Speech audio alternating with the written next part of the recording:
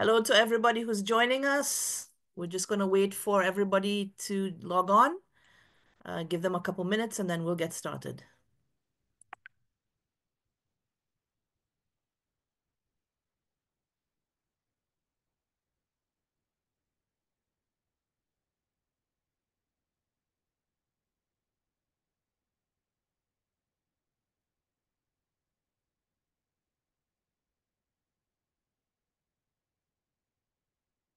Hello from everybody who's joining us. Please let us know where you're logging in from. We'd love to hear who we have with us today. Mari from Vancouver, hello. Judy from New York, good morning. Celia from Beit Shemesh. We have Ocean City, Maryland, Minnesota. Good to see everybody. Copenhagen and London, fantastic. Durham, Carolina, awesome. Barbara from Binghamton, good to see you again. Linda from Toronto, Montreal, Jerusalem, Ann Arbor, USA. It's always good to see everybody logging in from all over. We have lots of birds waiting for everybody today, we hope. It's very strange weather here in Israel this afternoon. It's been hot and dry for most of the day, and now it's threatening to rain in certain parts. So we hope that we're going to be able to show you some great birds. So I'm going to immediately just put Nadav up on the screen so you can actually see some good birds there. I'm here today. Good afternoon, good morning, good evening, everybody. I'm here today with Amir Balaban, the director of Urban Nature. He is at the Neely and David Jerusalem Bird Observatory, along with Chaim Bar, who is the ringer for today, and some of our volunteers. Noam Weiss, the director of the Eilat Bird Sanctuary. The IBRCE is down in Eilat looking for birds. And I have Nadav Yisraeli, who's in charge of all the north and Startup Nature, and he is up in the north. I'm not sure if he's in the Hula area, but somewhere in the north. He'll explain. And you can see his shot up on the screen now. Um, we have some storks looking at us, so we're looking at some storks, and uh, up in the north. We're going to show you some birds from the north, from the south, and from the center, and see what we can find. This is live. We have no idea what we'll find or what we'll see as we go along, and we also don't know if it's going to start raining on us, but we're going to keep going as long as we can and show you we're in the height of migration. Birds have been pouring into the country for the last couple of weeks, and I think they're coming down in response to the rain that's here and there, and we're going to show you what we can show you. I see some people logging on who were with us um, at the Eilat Bird Festival, which was 2 weeks ago. Last week we had the Champions of the Flyway, and we'll tell you a little bit about the action that we've had here in Israel over the last couple of weeks. But first, Nadav, let's head up to you and hear what's going on in your neck of the woods.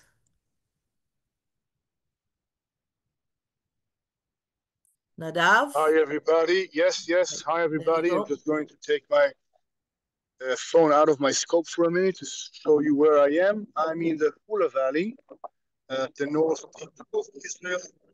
You see in front of the camera, there is sunlight, and that was a black kite that just flew by.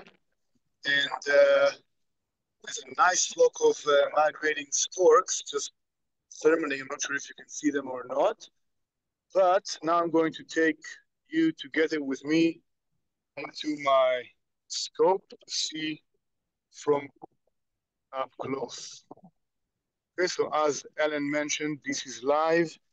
These are storks, white storks, migrating white storks that are on migration now from their winter grounds in East Africa, and sometimes some of them go all the way to South Africa. And now they're on the spring migration back to their breeding grounds in Europe and Western Asia. And Israel, as you know, is on the at the bottleneck of for migrating birds between the Mediterranean Sea and the Arabian desert to the east of us, and just at the verge of the Sahara Desert. So after these storms are crossing the Sahara Desert, about 3,000 kilometers of a desert with no water or food. Usually, Eilat is the first place with some first spot with some food and water they find, and later the rest of the fertile valleys of central and northern Israel is a crucial point for them, crucial places for them on their migration. And what you can see here is actually a field that is being plowed at the moment. Okay, see these tractors working in the fields, and they're plowing the fields after they just harvested the winter crops. In this case, it was winter wheat that was grown here, and now they're getting the fields ready to be sown again. So the storks are following the plows to, and not only the storks, by the way, but also, let's see if anyone recognizes these fellas. These are black kites. Okay. Oh, sorry. These are a couple of black kites, and they're here for the same reason that the storks are here, for the small um, uh, for the for the small mammals like voles and field mice, and also for the beetles that are in the in the fields, and the claws are just turning the soil and getting them out. And it's very easy for the storks and black kites and other birds to find them, and it's very important for them on their migration to get this boost of energy to be able to complete their journey. Why is my autofocus being crazy? It happens. Okay, so it's very important for them on their uh, migration journey to be able to complete it and return safely to their breeding grounds, as I said before, in Europe and Western Asia, where they're going to breed. And we're now in April, okay, at the beginning of April. So they will be at their breeding ground somewhere mid-April, at the end of April, and they have to complete the breeding cycle, and for their chicks to be big enough to start the fall migration back to Africa already in September. Okay, so they're in a rush, and they really need those places to find enough food and water to continue their journey and complete it safely. Nadav, Ellen, Amir, any yeah. did this flock just arrive, you think? It's very hard to tell because to me, I wouldn't say all, but most storks look the same. Okay, I'm sure Right. that storks can tell themselves apart, but to me they all look the same. So it's very hard to say is this the same stork that was here yesterday, or is the same one that's going to be here tomorrow? But every day here now, we see. I'm going to take this camera out for a minute. Let me tell me if you can see the storks that are just coming in and they're landing. This is a flock that just arrived, and they descended from a very high altitude. I could see them. I could follow them with my own eyes descending down on this field, and when they see this a field with a lot of storks in it, that can usually mean only one thing: that there's food there. So they're attracted to the fields with a lot of storks, and they are joining them just now. So as I started to say before, every morning now we see flocks of sometimes thousands of storks leaving Israel and continuing on their journey north. And every morning and noon and afternoon, we see uh, flocks of storks coming from the south into Israel.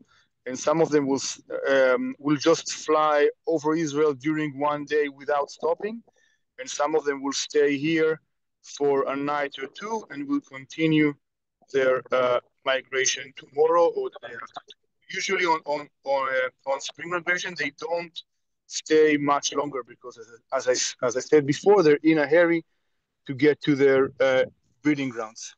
Non-breeding birds like juveniles or other birds that for some reason are not breeding this year, sometimes they can stay a little longer with us. And also we have a small population of breeding storks in Israel, less than 10 pairs.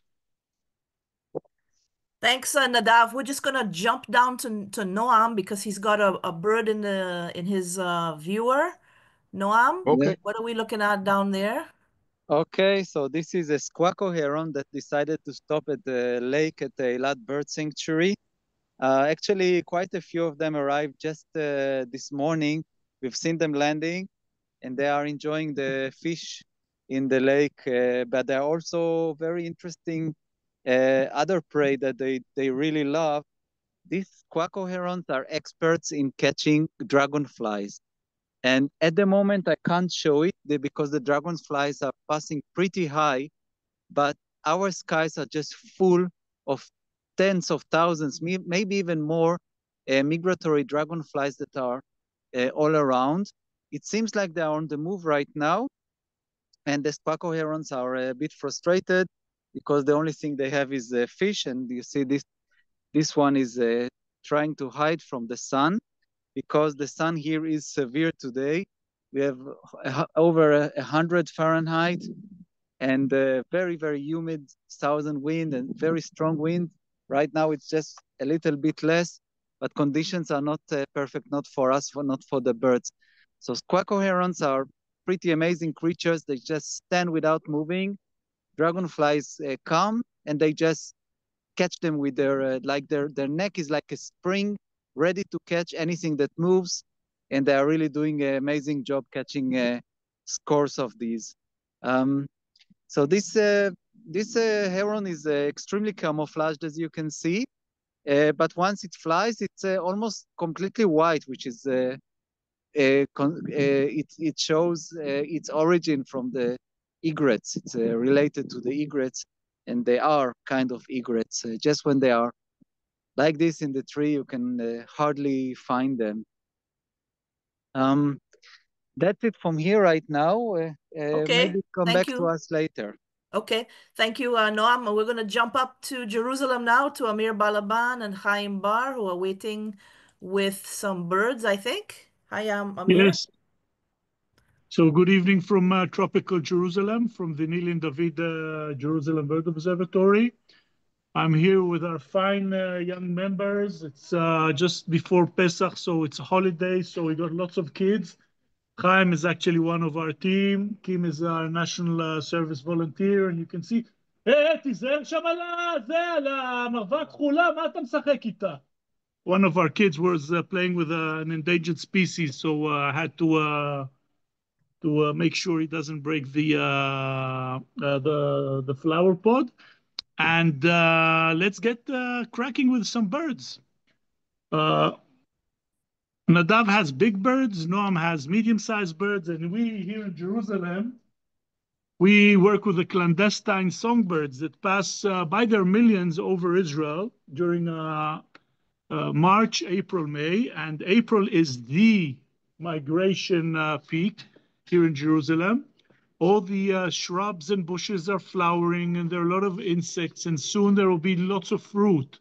So all the birds passing through Arabia, Sinai, and have finished crossing the desert belts south of us are eager to find hospitable migratory stopover sites. And Jerusalem is exactly one of them. And what makes Jerusalem so special is the fact that we're located in the middle of town. Just over there is the Knesset, and over there is the Supreme Court. And while they're quarreling, or one side is quarreling with the other, migration keeps on. This is the beautiful power of nature and birth. And one of the highlights of April is this very, very, very, very, very unique bird. You can guess its name. It's called a wryneck, surprisingly so. This is one of the most camouflaged birds in the bird world, and it's a member of the woodpecker family. And one of the ways the wryneck deters its predators, especially when it's lurking inside a hollow trunk, is by making these funny wiggly moves that reminisce of a snake's head. So this is maybe one of the reasons the wryneck does this very peculiar dance. And you can see how well camouflaged it is.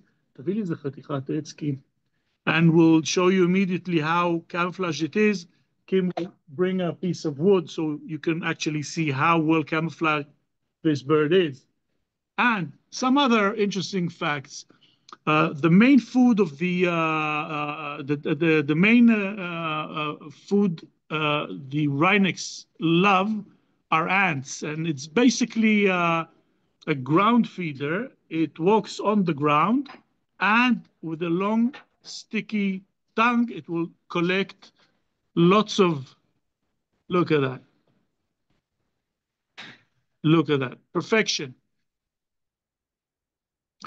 It will collect ants on the ground. And like all woodpeckers, the finger layout are two in the front, two in the back, which makes it not a typical woodpecker, but a member of the woodpecker family. We catch quite a few of these, and they love our shrubs and woodland groves. And whoever comes to the JBO will have a great chance watching one of these birds through the windows of our bird hide, the Bracha bird hide, and they love coming and drinking in the Naiman Pond, which is just over there. So once I finish ringing or banding the bird, Arik, כנס. That's our dog, Arik. יפתחו לו את הדלת. I will release the יופי, and off it goes to a forest in Europe, Southern Europe, Central Europe, or even Eastern Europe, where they're pretty common, and they are a part of the woodland habitat and woodland birds. Now, what else have we managed to monitor this afternoon? The birds, of course, are kept in these cotton bags, which are breathable and they're dark, and they enable us to control the bird, make sure it's safe. We can take all the measurement. Oh, nice. We call this little gray bird one of the checkered flycatchers. This is a female flycatcher. And flycatchers are very common during the first 2 weeks of April.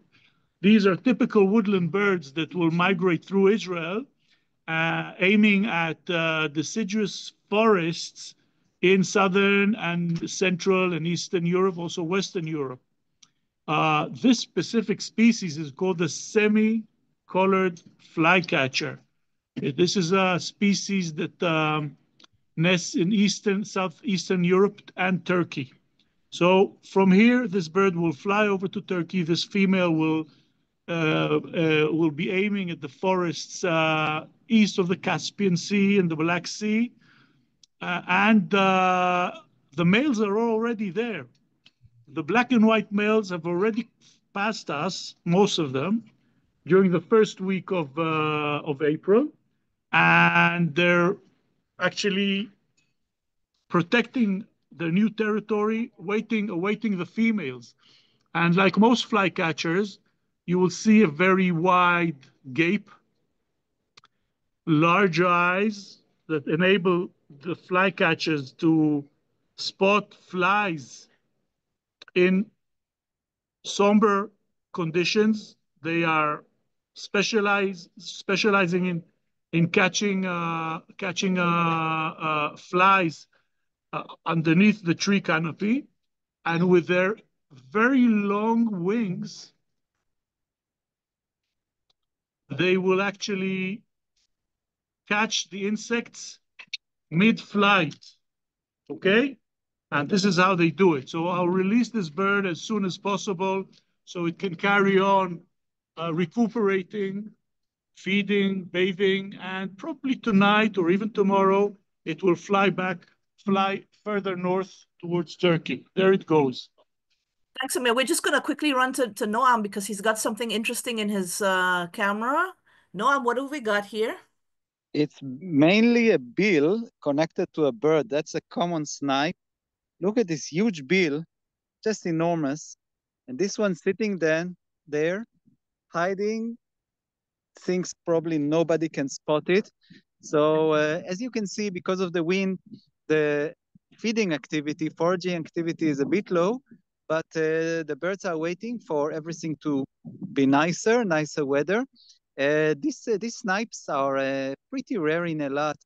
At the moment, in the Eilat Bird Sanctuary, maybe this is just the one or another additional one. And these creatures are just amazing. They stick their very, very long bills, mandible into the mud, and they can actually feel what's underneath the mud. As they have this feeling, they can sense with the tip of the bills what's inside the mud, and they love what's in there. It's invertebrates that they feed on, and this is their classic behavior of hiding. It is pretty camouflaged. Maybe the angle shows it a little bit, but if I move 1 meter to the right or left, it will be gone, invisible. And there they are, waiting for the weather to be a little bit cooler, so they can start walking around and catching some food, because tonight might be the night when they hit migration and take 1,000 kilometers to the north for their next stop oversight. Here in Eilat, these wetlands are rare and mainly man-made.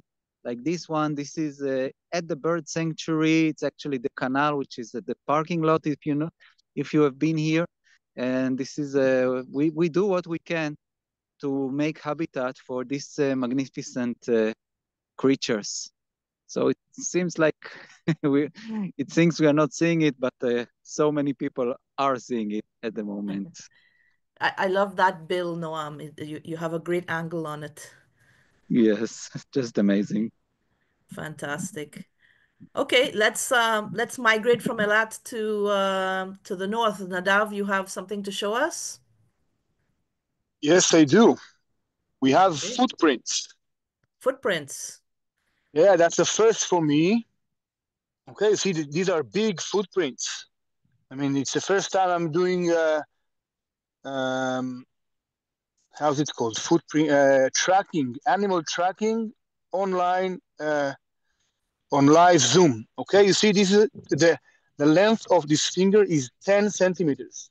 Okay, it's a big foot. Who do you think it belongs to, this footprint? And let's try to follow the footprints of this big bird and see where they lead us. Okay, so we're following quite a lot of footprints in here. You see, one leg at a time. So it's not a hopping bird, but a walking bird. And let's see where it goes. Okay, it goes to the water. Okay, to a puddle of water here in the fields of the Hula Valley. So this big bird was walking into the puddle of water, probably to drink. And let's try now. Anyone has any idea what kind of bird this footprint belongs to? I'll give you a clue. We've seen this bird just about 15 minutes ago. And now you can see live this flock of stoats that just, I actually followed them with my eyes as they descended down into these puddles of water. And after a long day of migration, they're thirsty. And the first thing they want to do before they even start looking for food is to drink. So you see the irrigation system just behind them is now irrigating the fresh seeds that the farmers had just sown. Okay, and so they also get a shower, it's included, but they're more interested in the puddles of water to quench their thirst. So you can see they're coming down, drinking, and after that they can rest a little bit and start looking for food if they're hungry. So some of them will not eat. Some of them will just rest here for the night and will continue their migration tomorrow. And now I'm going to turn the scope around, and you will turn with me to a group of common cranes that are here in the fields. Now, you see some storks as well with this group of common cranes. Storks were not here in the Hula Valley or in Israel at all during the winter. Well, a few of them were, but generally speaking, storks are just migrating through Israel, and they're not spending the winter in Israel. Common cranes do. Common cranes are migrating through Israel, but also wintering, which means they spend the winter from October to the end of February. They spend it in Israel, in the Jezreel Valley and the western Negev area and the Hula Valley as well. And these are lingering cranes, okay? Probably most of them are young birds that hatched last year in 2024. You can see it by their brown gingery backs and also the brown heads with just a little bit of a black and white pattern on their heads. The adult cranes have a very prominent black and white pattern on their heads, and the young birds have a brownish gingery head. So these are common cranes that will not breed this year. Common cranes find a mate at the age of 4 or 5, and only then they start to be to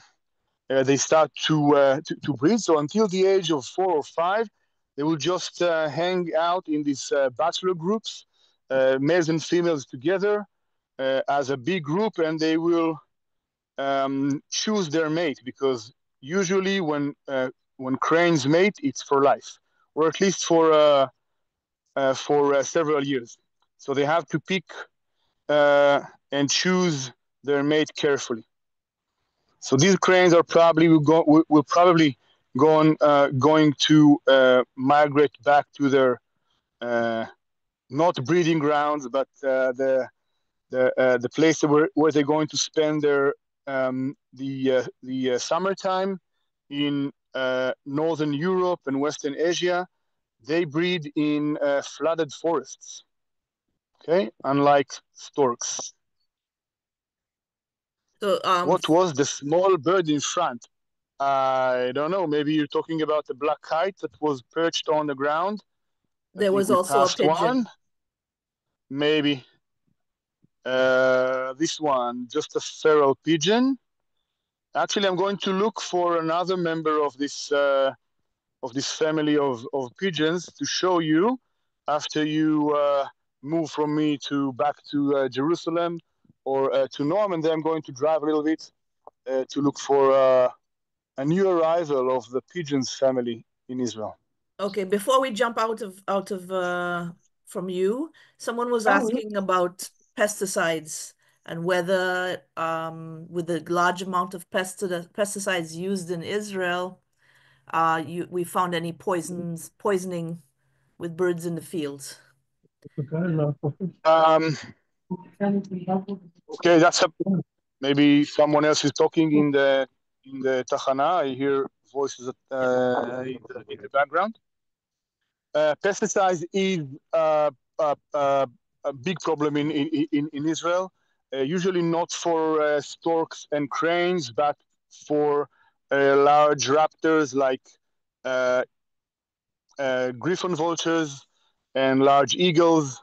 We lost one of the, or a couple of the last white-tailed eagles in Israel to poisoning, and we are losing griffon vultures in Israel to poisoning. But these are poisoning that are usually being made by cattle farmers who are trying to poison jackals and wolves. So they put out poisoned baits for them. It's illegal in Israel. And they're using illegal pesticides. But unfortunately, it's still happening in Israel, although it's illegal. And the NPA, the Nature and Parks Authority, are doing their best, but in the legal situation in Israel, it's not a lot.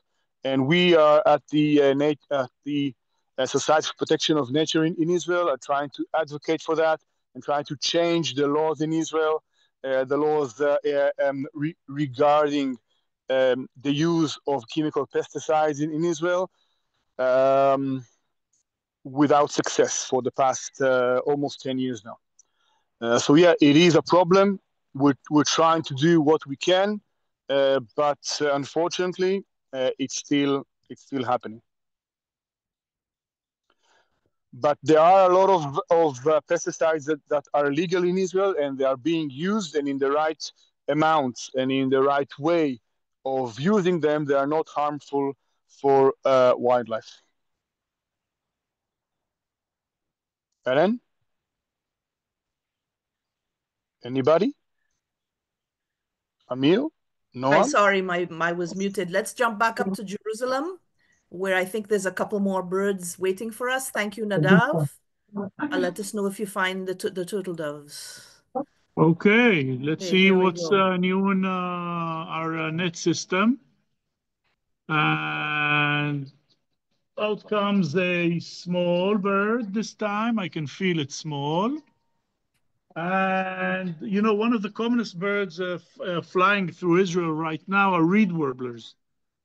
Apparently, one of the most numerous songbirds in South Europe and the lowlands and the swamps is this small passerine, very thin and quite elusive, actually, well camouflaged in the reed beds.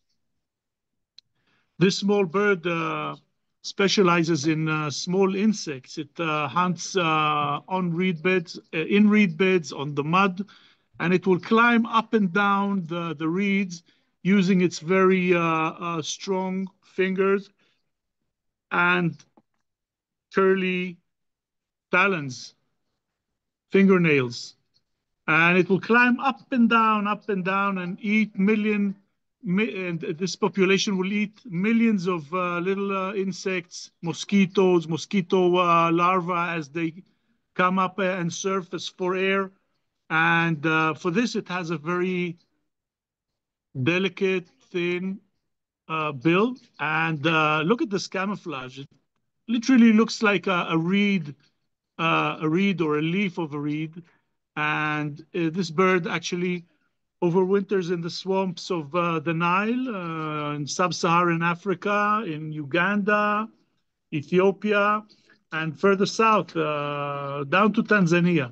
So this bird will now be quickly released. Most of the returns we get from this bird are from the Danube Delta, Romania, Hungary, So it's a common migrant, and thanks to our pond, it's become even commoner, a commoner migrant in the JBO. And Amir, people are asking, somebody's asking for Hebrew names so they can start learning the Hebrew names. And this Eurasian reed warbler is a kanit katana. Kanit ktana, and we have quite a nice number of reed warbler species. Kanit ktana, kanit europit, kanit africae. So anybody coming to visit, they're going to get a nice variety of. Oh, that's a nice bird. Why are they called kanit, Amir?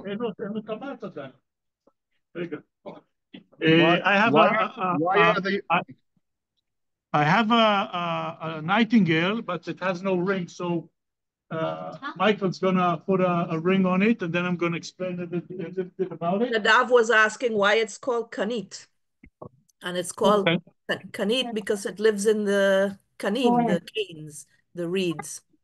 Okay. Right, and this is a bird I always like to show and tell its story. It's one of our smaller migrants, but the second most commonest migrant in the JBO. This is called a lesser whitethroat. The lesser whitethroats are small warblers, very typical warblers, with a grayish head, darker cheek, and a dark tail with outer tail feathers colored grayish white. So it's very easy to identify in the field. This bird will migrate, Sivchit Tochanim will migrate to all of Eastern, Central, and Western Europe. We have returns from Nottingham and from Sherwood Forest in England. We have returns from Sweden, and we have returns from Poland. And this is a very, very interesting migratory bird that makes a very interesting route. It does not cross the Mediterranean. It will always prefer to circumnavigate the big body of water. And this bird was caught in the JBO in 1994 carrying a Swedish ring, the Rijksmuseum, Stockholm. And thanks to this little bird, we decided to create a bird observatory here in Jerusalem. So you can say that we should have chosen the lesser whitethroat as our emblem and not the yellow-vented bulbul, because thanks to this bird, we are working here for over 30 years and not only monitoring thousands of birds, over 250,000 birds have been ringed here thanks to this little bird. We have produced over, I would say, 100 active birders and lots of bird ringers and lots of researchers and educators.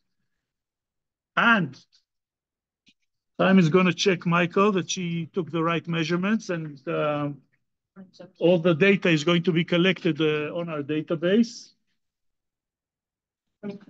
And checking out our apprentice ringers is a very important thing because we are dealing with the data. The work has to be very, very meticulous. We had to make sure that our trainees learn how to measure every bird in a correct way. Because remember, this bird can be caught in another station along the way. So we have to be foolproof. The identification has to be correct. The measurements and all the data has to be really, really. Oh, this is a retract from today. Okay, this is another lesser whitethroat caught this morning. So we will not delay this bird. Okay, this is a star bird. You know, the nightingale is one of the most famous birds in human literature. And the name tells the story of this bird. The nightingale, the night singer, is a very beautiful bird, a member of the robin family. Also, similar to the flycatcher, note the large eyes. It too hunts in woodlands and forests, but it's a ground feeder. It has very long legs, so it's usually spotted jumping up and down and with an erect tail. And look at the color of the tail, this beautiful reddish, rusty tail. And in Hebrew, the name is Zamir Hayarden. And you would say, how come we're talking about the Jordan robin or the Jordan nightingale? The reason is that its main breeding area in Israel is the Jordan River. And during the last 2 years, we've been surveying the Jordan River. This might be an excuse for a completely different independent webinar, Ellen, note that. And as we were surveying the river, we floated underneath this beautiful woodland of riverine woodland, and the soundtrack, wow, literally hundreds of nightingales just singing early morning before sunrise, and you hear the water beneath you, the leaves, and the song of the nightingale. Wow, so dramatic, so beautiful, and never heard before, because the Jordan River has never been surveyed like we've surveyed it during the last 2 years. So yes, this is the typical Jordan soundtrack songster. We really love it, and it's fantastic. And during migration, you can hear it even in the Jerusalem garden. So I'm going to release this bird right now. Off it goes. And early risers in Jerusalem will hear the males singing in preparation to their arrival to their nesting sites in Southern Europe or in the Middle East. So yeah, if you wake up early, you can hear it in the Jerusalem garden. It's fantastic. And of course, you can watch it in our hide, just jumping along, coming to drink, bathe, and feed on the large amount of insects that are flying all around. Okay. So anybody else has anything interesting until we get some more birds?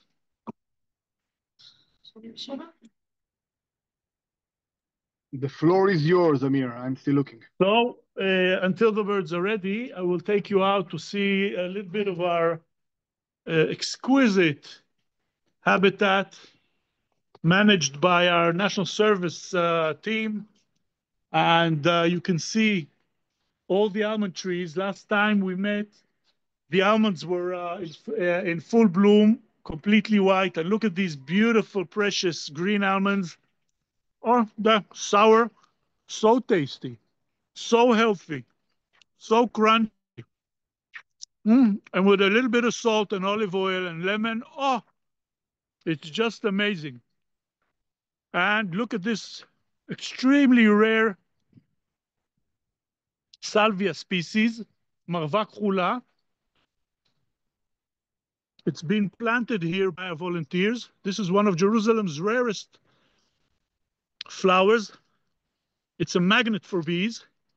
And once the bee comes inside to get the nectar, it's struck by the pollen hammer, boom. And this is one of our wild peas.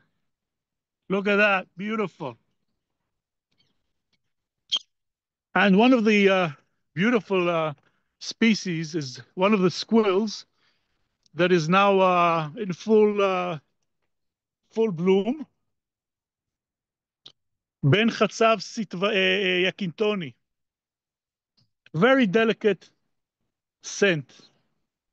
And this is the Jerusalem sage.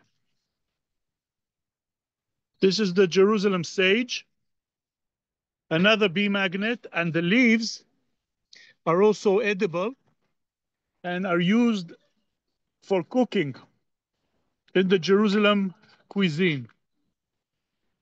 I will take you now to one of our interesting features. I think you've already heard that the JBO Hang on a second, Amir. We'll come right Yeah, back to you, but I think Noam has something hiding in the bushes. go ahead, go Not ahead. yet, not yet. Not yet? Ali. Okay, just give us a word, Noam, when you find him. Okay? Okay, keep going, Amir. Amir? I think we've just lost Amir's signal. So I'm coming to you anyway, Noam, just to understand what you're On our looking visitor center, for. Hang on. No, Amir is back.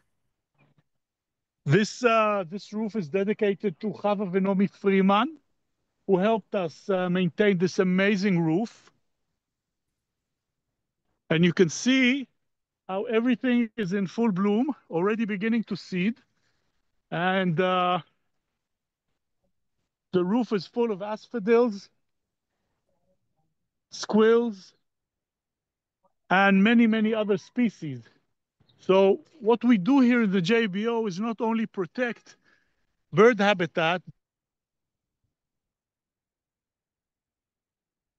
Amir, we're losing your signal, I'm afraid, again. So I'm going to jump to Noam, okay? Yeah, Not even I'm sure not if sure you can see what I'm showing because my screen is in light. Can you see what I'm showing, Alan? I can make it out. I don't know if everybody can. Okay. If everybody sees what's hiding in the hollow of the tree, you can Yeah. just about make it out. Yeah. So this is not a bird. It's a snake. It's the viper, the the saw-scaled viper. And let me show you where it is. I hope I'm not risking my life right now. It's upside down. That's why difficulty. Oh, sorry. This is that's a drinking spot we made for birds. Okay, You're the birds. upside down again. Yeah, my camera seems sorry. Yeah, I'll flip it. So this is it. And if you check what's in here, can you see it? It's a bit hard. Little It's hard. a little difficult. I don't want to get too close because this viper is venomous. It's very, very dangerous. And this is the saw-scaled viper. Oh, it's looking at me. Let's see. I don't know if you can see it. It's right there. And they Yeah. are waiting. They are waiting for the birds to come and drink.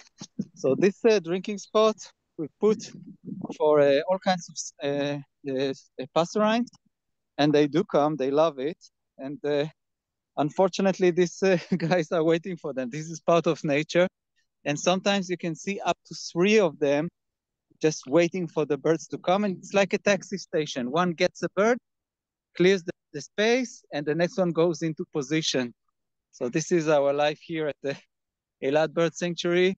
It's very hospitable for the birds, but at the same time, it's a bit dangerous. This is life here. So I see I'm upside down again. Sorry for that. Yep. Thank you for this. Thank you for showing us the viper. They're Yeah. actually really cool. They're almost pinkish reddish in color and are quite beautiful birds, snakes. Yes. As long as you don't meet them face to face. Yeah. So we never had a problem with them here in Eilat. Nobody has ever been stung by a viper, but they are cool. Definitely very, very cool animals. Nice. Yes. Great. Nadav, do you have something up north? Yes, you do. Let's go to Nadav. What are we watching, Nadav? Okay, we are watching stone chat, one of the eastern species of stone chats we have in Israel, and we're seeing it in its summer plumage already. Beautiful summer plumage, almost black and white. You don't see that every day. It's a beautiful, beautiful bird, and it has a similar behavior to the flycatchers that Amir showed before. You see, it's perched on a, oh, just moved, but it's just changed the perch, but it's still perched on a wire here in the open, and he's watching the flies and mosquitoes, and you can see it's flicking its tail. Uh, his his behavior is common amongst insect eaters. They are flicking. Oh, now you can see the orange breast. That's a beautiful one. Wow. It's a beautiful male. So the flicking of the tail is probably to scare the insects around it, so they will move a little bit, and then it will be easier for it to locate the fly or the mosquito. And it does short flies, gets the fly in its beak, and comes back to the perch for the upcoming fly, for the next one. Okay, so this bird probably spent the winter here in the Hura Valley, and will leave soon to its breeding grounds, probably around the Caspian Sea area. This is, I told you, one of the eastern subspecies of the stone chat, which is called the Caspian stone chat, and it's going to breed around the in one of the wetlands around the Caspian Sea area. It's a small bird, weighing between about 15 grams, and it came here in autumn, and it's going to. Let me zoom in just a little bit. Maybe we'll have an even better view of this one, because it's a stunning male. Is the focus Beautiful. right? Yep. It's quite sunny here, so it's hard for me to tell. Opa. You see how before he flew, he looked up. He looked up to locate its prey, a fly, and then immediately he sprang to action, sprang into the air, caught the fly, and now if I'm, oh no, he's getting a little bit, he's running away from me, but no, he's still here. There he is, but with its back towards us. But it's nice to see a bird from the back, and then from the side, and then from the front. So we'll have. Oh, that was um, another He's prey flight. busy He's eating. still here. Yeah, he's busy eating. He has now to accumulate fat. Okay, on migration, these tiny birds can gain up to 10% of their body mass in fat every day. Okay, every day they eat a lot, and they accumulate fat, and this fat is their fuel on migration, because they do not soar on these passerines. Oh no, look at this! They do not soar on the uh, hot air thermals. They flap the wings. They migrate during the night, and at one night, this tiny bird can cover up to sometimes 600 kilometers. Okay, a bird weighing 15 grams is flying hundreds of kilometers a night, just flapping its wings constantly. Okay, crossing deserts, crossing large bodies of water, uh, and they need lots of energy for that. And the energy comes from the food that they eat, and they accumulate as fat. They can double their weight in fat in 10 up to 14 days. And then they go on migration, and they use all this fat in 4 or 5 nights of constantly flapping their wings. Fantastic. That's a stunner, huh, Ellen? Yeah, really nice. Nice of him to sit around and let you photograph Yeah, him. definitely. We don't always get to see the small birds in the field, because one of the problems with some of our small birds is they never sit still. So this is nice. Okay, Amir, do you have anything left? Any birds left? Yes, I do. I have this lovely Okay, we're female gonna black jump cap. over. חבר'ה, אני עכשיו שידור, לשמור שקט. And this lovely female black cap is the commonest migrant in Jerusalem. Uh, literally millions of black caps are flying over Israel every night. Many of them landing towards dusk, towards sunrise, and they will spend a day or two recuperating. And one of the measurements we take from each bird is their fat score. And fat score is relatively easy to check with migratory birds because the skin of these warblers is very thin and transparent.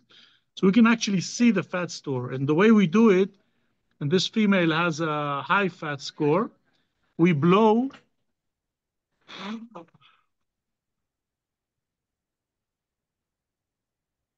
and I hope you've seen this, the yellow blob. This yellow is basically brown fat. It's fat that is converted into fluids, into water, once it's burned. So it's high energy, and it enables these birds to fly constantly for many, many hours, sometimes the whole night, sometimes 2 or 3 consecutive days. So this bird is actually ready to fly. So I wanted to show you how we check the fat score. And of course, for us, it's also a kind of a sign that we're doing our job. We're making sure that these birds can recuperate and carry on with their migration.